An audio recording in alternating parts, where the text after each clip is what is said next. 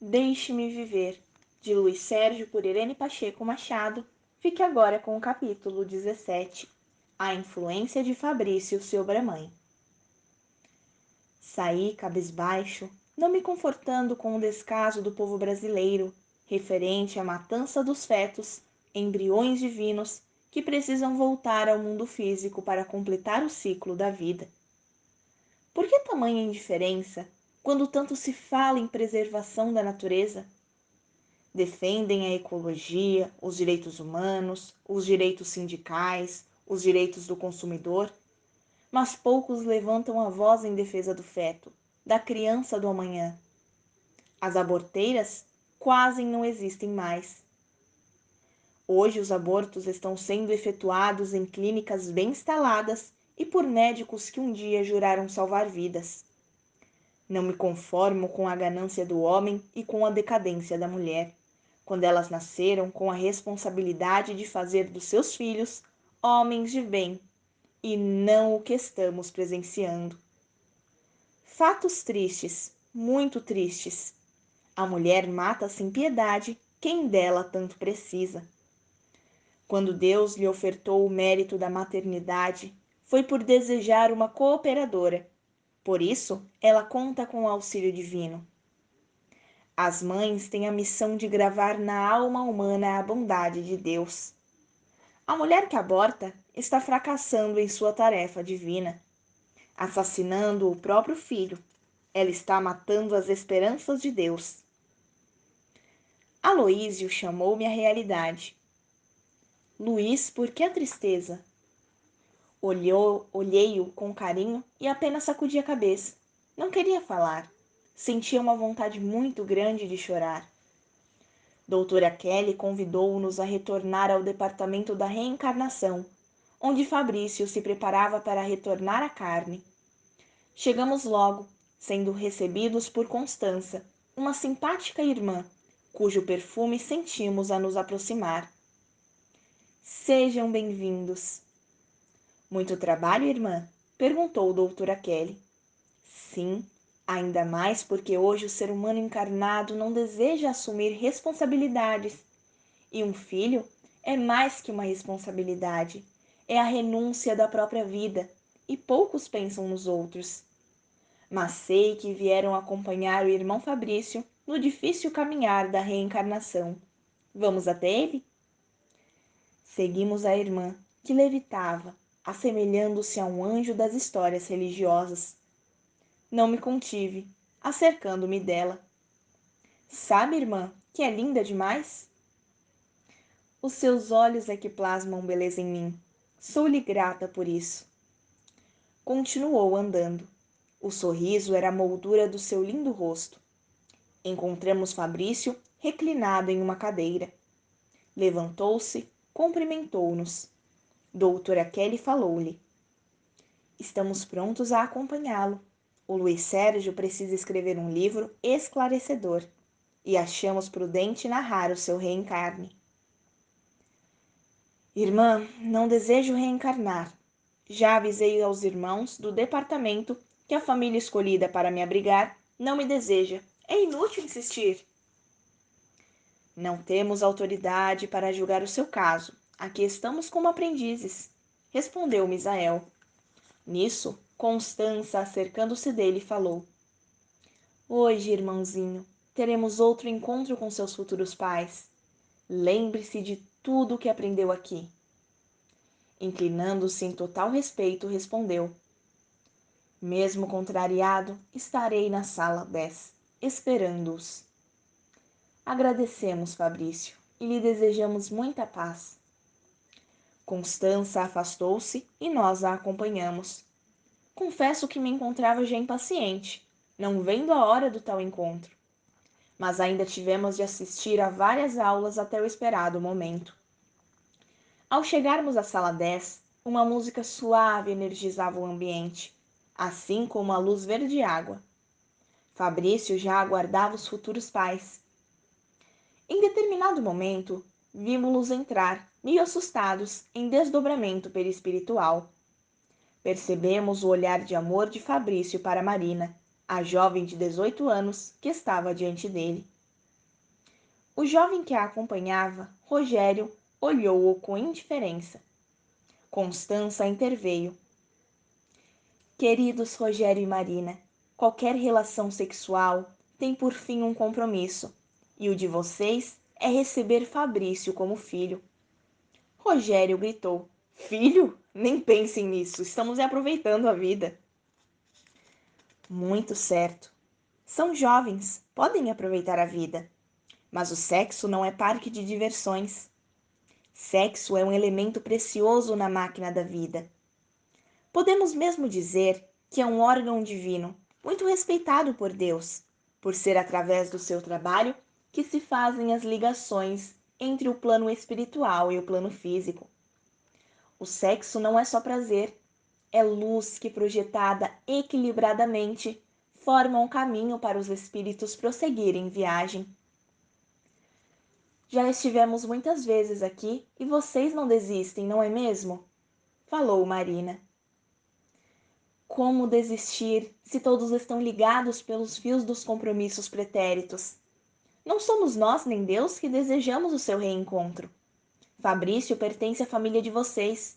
Por isso estamos aqui, apenas para aproximá-los. Há muito vocês estão tentando acertar. Na última encarnação ele foi seu pai, Marina. Na penúltima, o irmão de Rogério. Por que agora o rejeitam? Indagou Constança. Simplesmente porque não queremos filhos, respondeu Rogério, que olhando para Fabrício perguntou-lhe: E tu, queres ser nosso filho? Não, prefiro ficar aqui, onde tenho amigos. Está vendo, senhora? Nem ele deseja reencarnar. Estávamos assistindo à entrevista daqueles seres que precisavam estar unidos pelos laços familiares. Sei que depois de muitos minutos, Constança convenceu o casal a receber Fabrício e ficou acertada à volta do irmão pelo ventre de Marina. Falei para Luísio: Isso não vai dar certo. Outro abortado. Oh, Luiz, nem pense nisso. Encontros como este existiram muitos, e sempre Rogério e Marina relutavam em receber Fabrício, mesmo dizendo sim a Constança. Chegado o grande dia, presenciamos a luta do espírito desencarnado para se despojar de certos fluidos do mundo espiritual e assimilar outros do plano físico. Um trabalho imenso da espiritualidade. Tudo preparado: o mapa da vida física de Fabrício e o adormecimento da sua mente. Depois, a redução perispiritual. Os construtores, com os técnicos, entregaram Fabrício mais uma vez à equipe da reencarnação. Ele agora era um ovo, desenvolvendo-se no útero de Marina. Alojado naquele ventre jovem, iniciava sua vida fetal. Como toda gravidez inesperada, ocorreram comentários, assombro, revolta e o desejo de impedi-la. Mas graças a Deus, Marina e Rogério resolveram aceitar Fabrício como filho e ele ali estava protegido pelo sentimento da mãe. Íamos agora para outro trabalho, quando doutora Isis foi chamada para prestar socorro a Marina. Encontramo-la deitada, pálida, ou melhor, cadavérica. Perguntei a Constância que ali já havia chegado. O que aconteceu? A irmã está com suspeita de hepatite. Misael aplicou-lhe passes magnéticos, detendo-se particularmente na região do fígado. Como contraiu tal enfermidade? Indaguei. Doutora Kelly respondeu. A mulher grávida, além de abrigar o corpo orgânico do espírito reencarnante, dele recebe também as vibrações mentais. A mulher se funde com o espírito do filho. Recordemo-nos das árvores enxertadas. É caso semelhante.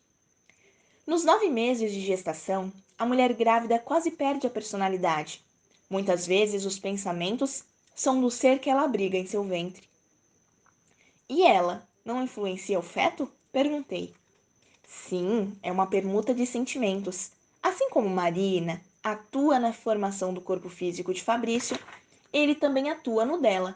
E a doença de Marina é proveniente da hepatite de Fabrício, que foi impressa na mente de Marina. Não só os corpos estão ligados, as mentes de ambos também. A partir desse instante, Isis iniciou a dispersão mental para aliviar a doença de Marina. Eu prestava muita atenção ao quadro clínico, quando foi projetada sobre a mente de Fabrício a cura da doença que motivou o seu desencarne, a hepatite. Os pais de Marina, já gostando do neto, tudo faziam pela recuperação da filha. Tanto que, mesmo sendo orgulhosos e um tanto inconformados de a filha casar-se grávida, agora só queriam a saúde de Marina. Testemunhamos a cura de uma doença espiritual. A hepatite de Marina era, na verdade, a projeção da mente de Fabrício. E o médico do mundo físico estudou muitas horas o fenômeno vivido pela paciente Marina, que de uma hora para outra ficou curada, não encontrando explicação para o milagre. Pude, então, perceber por que muitas mulheres mudam tanto no período da gravidez. É como se elas adquirissem uma dupla personalidade. E feliz da mulher que abrigar em seu ventre uma criança portadora de bons sentimentos. Ficamos mais uns dias observando o caso e presenciamos a alegria de Marina à espera do filho. Rogério desejou casar-se, mas os pais fizeram ver-lhe que o importante em um relacionamento é o amor e o respeito. Forçar dois jovens a iniciar uma vida a dois somente para prestar contas à sociedade é ser mais hipócrita do que essa sociedade, que cobra a santidade quando assiste com indiferença aos mais baixos atos de maldade, como sequestros, assassinatos, exploração de menores, prostituição, aborto, criança abandonada, velhos carentes de amor, corrupção. Aqueles pais eram gente com G maiúsculo, respeitadores da Sagrada Família aqui na Terra.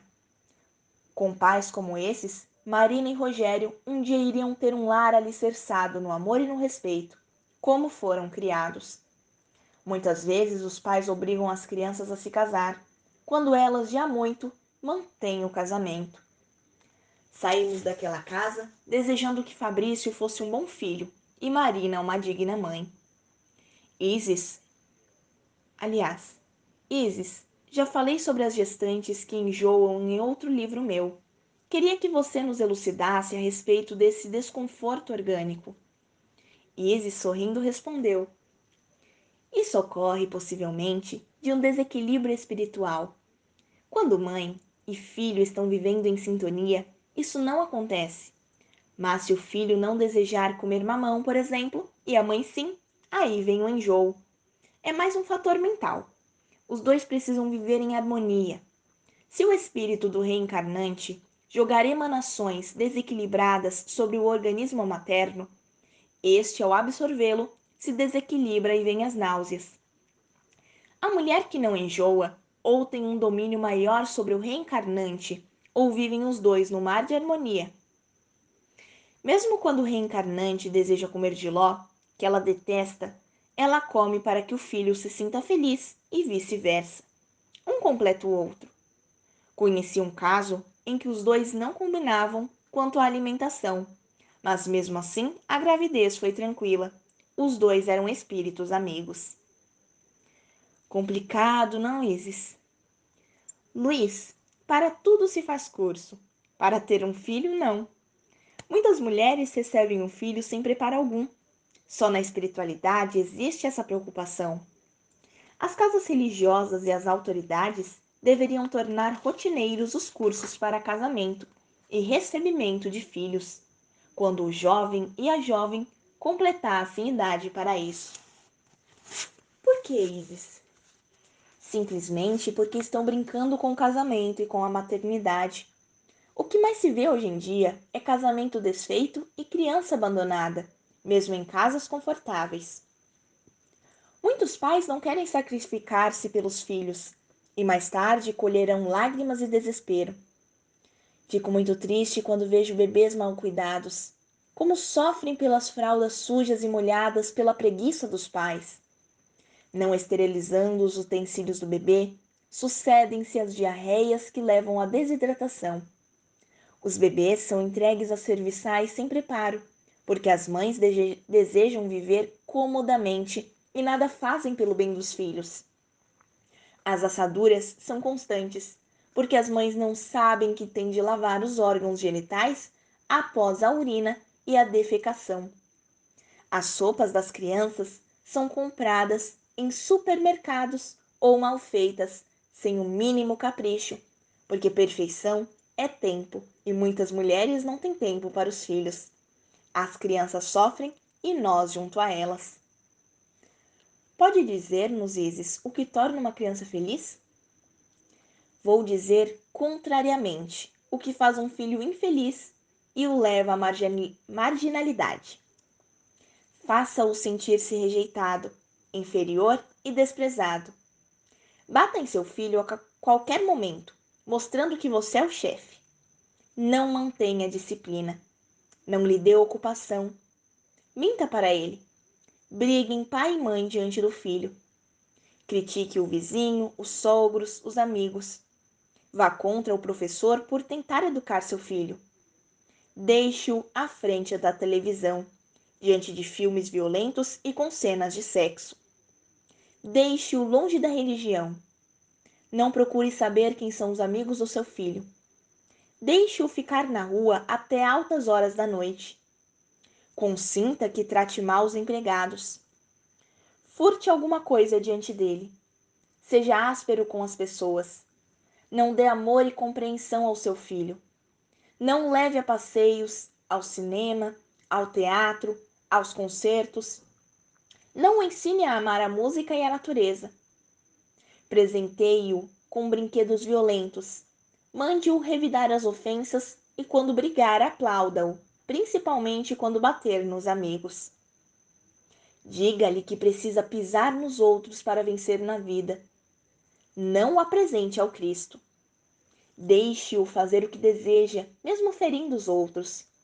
Xingue-o com palavrões. Seja avaro com o alimento que ele come. Cobre dele tudo o que você faz ou fez por ele.